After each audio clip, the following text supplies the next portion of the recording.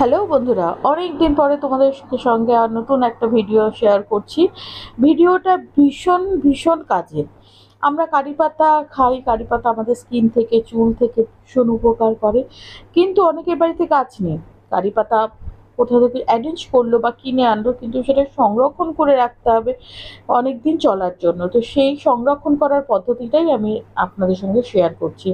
এই যে কারি পাতার শুধু ডাঁটিগুলো নেবো, এই দেখো এইভাবে যে ডাঁটিগুলো আছে না, শুধু ডাঁটিগুলো আমরা কিন্তু খুলে নেবো।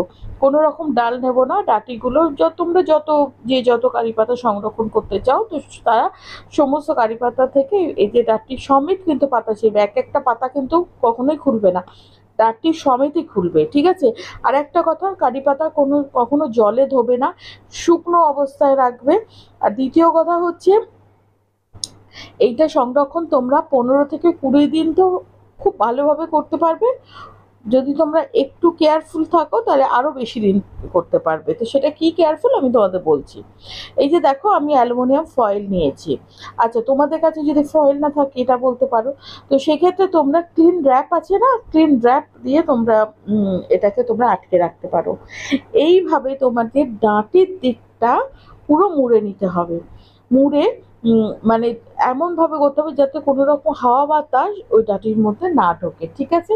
কোনো ঠান্ডা জল, কোনো হাওয়া বাতাস কিচ্ছু যাতে ডাঁটির মধ্যে না ঢোকে। এই যে শুধু ডাঁটিটা করেছি, তোমরা চাইলে আরেকটু ভালোভাবে তোমরা র্যাপ করে নিতে পারো। তো আমার কাছে অ্যালুমিনিয়াম ফয়েল একটু কম ছিল, সেই জন্য আমি অল্প করে নিতে পেরেছি। তোমরা চাইলে আরেকটু বেশি করে নিতে পারো, কিন্তু বেশি করে নিলে কি তোমাদের পাতাগুলো ইয়ে যাবে, আটকে যাবে।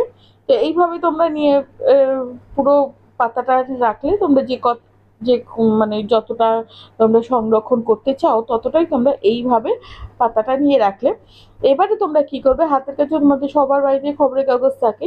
তো সেই খবরের কাগজটা নিয়ে খুব ভালো করে এটা মুড়ে নিতে হবে। হ্যাঁ, আর একটা কথা বলি তোমাদের, এখানে তোমাদের কোনো বাটার পেপার দিয়ে কোনো প্রয়োজন নেই, সিম্পল খবরের কাগজ।